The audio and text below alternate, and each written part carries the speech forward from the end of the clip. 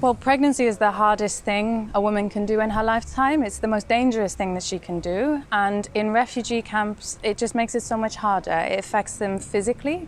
We see an increase in complications in pregnancy like high blood pressure and reduced fetal movements. We see a small increase in the amount of women who have preterm babies, which then makes the babies more vulnerable further down the line. But we also see an increase in women who have complicating factors with mental health. How are you trying to help them?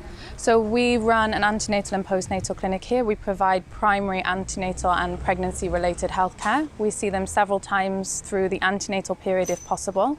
We provide them with basic medications like folic acid and iron tablets to help increase their iron levels to make it safer when they do give birth.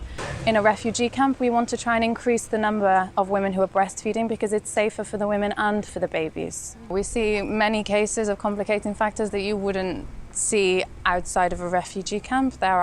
In the camp, there are rats, there are scorpions, they're exposed to the elements, particularly with the winter coming, with rains and things like this. Again, it ties into why we increase the breastfeeding because there isn't the access to the clean water to consistently make up the bottles in a way that is safe for them. How do small babies get sick inside the camps? So they can end up, particularly if they are formula feeding, so powder feeding rather than bottle feeding, they can end up with gastric problems.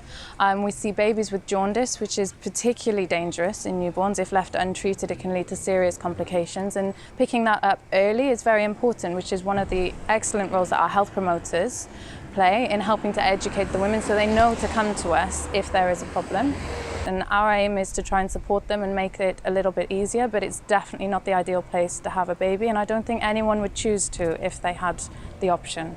So our cultural mediators are amazing because they're not just translating for us, but they're helping us to understand the situation as well. We also have the health promoters in the camp that are brilliant at bridging that gap because I'm a Western midwife. You know, a lot of the places that these people are coming from, I will never experience what they've been through. So our cultural mediators are brilliant. So many people in Western countries complain about their situation, about their healthcare and about people not doing enough. And then you see what other people are going through and it makes you more appreciative of everything you have.